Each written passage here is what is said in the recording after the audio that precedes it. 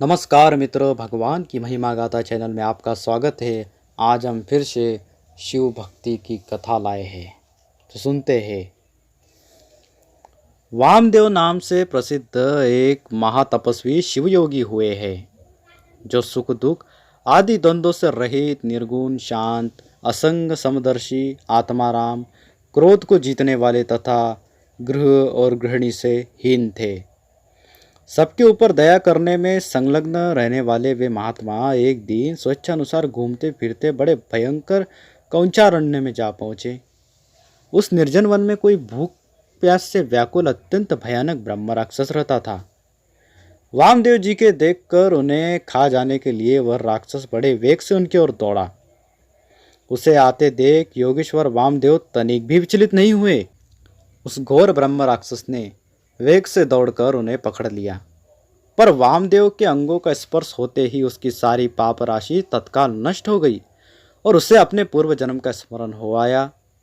जैसे चिंतामणि स्पर्शमणि का स्पर्श करके लोहा भी सुवर्णमय हो जाता है, जैसे जम्बू नदी में पड़ी हुई मिट्टी भी सोना हो जाती है, जैसे मानस सरोवर में आकर कौवे भी हंस हो जाते हैं, और जिस प्रकार एक बार भी अमृत पी लेने पर मनुष्य अजर अमर देवता हो जाता है, उसी प्रकार महात्मा पुरुष अपने दर्शन तथा स्पर्श आदि से पापियों को भी तत्काल पवित्र कर देते हैं।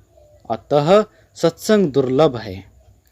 जो राक्षस पहले भूख प्यास से विकल हो घोर रूप धारण करके वन में भटकता फिरता था, वही साधु के संपर्क से पूर्णानंदमय हो गया। उसने योगी के युगल चरणारविंदों का प्रणाम करके कहा, महायोगिन, मुझ पर प्रसन्न होइए, करुणानिधे प्रसन्न होइए। कहा सब प्राणियों को भय देने वाला मुझ जैसा पापात्मा, और कहा आप जैसा दयालु महात्मा का दर्शन। वामदेव जी बोले, भयानक राक्षस का रूप धारण करके इस वन में विचरने वाले तुम कौन हो और यहाँ किस लिए रहते हो? राक्षस ने कहा, इससे 25वें जन्म पूर्व मैं पवन राष्ट्र का रक्षक था। उस समय मेरा नाम दुर्जय था। मैं बड़ा पापी और स्वेच्छाचारी था। प्रतिदिन नई नई स्त्री का उपभोग करने की इच्छा रखता था। नित्य एक एक स्त्री को भोग कर छोड़ देता और उसे घर के भीतर रखकर अन्य स्त्रियों का अपहरण कर लाता था। मेरे द्वारा भोगी हुई वे स्त्रियां घर के भीतर बंद रहकर दिन रात शोक में डूबी रहती थी। मेरे राज्य में जितने ब्राह्मण थे वे सब स्त्रियों सहित भाग गए। मैं सदया, विधवा, कुमारी तथा रजस्वला सभी तरह की स्त्रियों का हरण करके उनके साथ कुकर्म करता था। इस प्रकार दूषित विषय भोगों में आसक्त, मत्त एवं मदिरा पान में रत रहने के कारण मुझे जवानी में ही यक्ष्मा आदि बड़े बड़े रोगों ने घेर लिया। मंत्रियों ने और सेवकों ने भी मुझे त्याग दिया।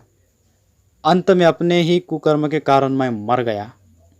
जो मनुष्य धर्म से भ्रष्ट हो जाता है उसकी आयु नष्ट हो जाती है, आयश बढ़ता है, भाग्य क्षीण होता है, वह अत्यंत दुर्गति में पड़ता है तथा उसके पूर्वज पितर स्वर्ग से निश्चय ही गिर जाते हैं। मृत्यु के पश्चात यमराज के दूत मुझे यमलोक में ले गए।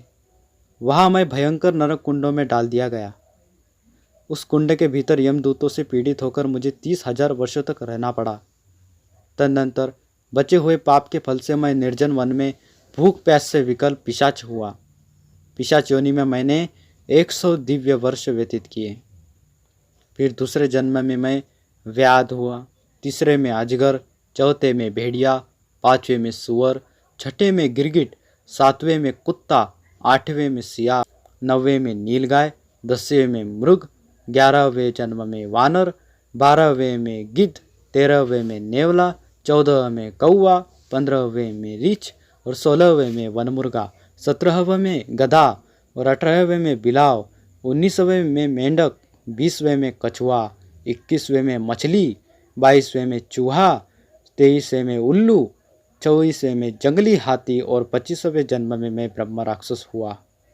इस समय आपके शरीर के स्पर्श मात्र से मेरी पूर्व जन्मों की स्मृति जाग उठी है। आपके संग से मेरे मन में वैराग्य प्रसन्नता हुई है। महामते, ऐसा प्रभाव आपको कैसे प्राप्त हुआ?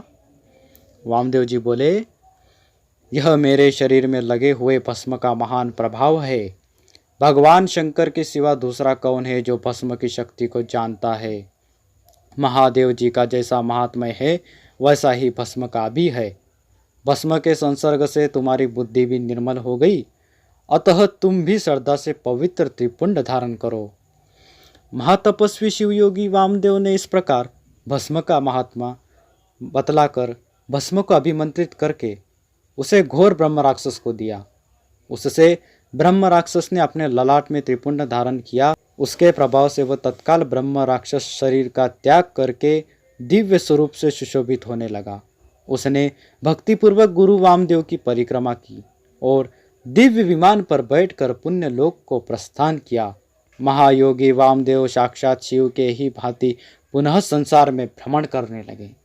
आशा करते हैं मित्रों ये वीडियो आपको बहुत पसंद आया होगा। वीडियो पसंद आए तो वीडियो को लाइक, सब्सक्राइब, शेयर सब कुछ कर दीजिए। शिव भक्तों से इस कथा को शेयर कीजिए। तब तक के लिए चलते हैं, नई कथा फिर से लाऊंगा। हर हर महादेव, ओम नमः शिवाय।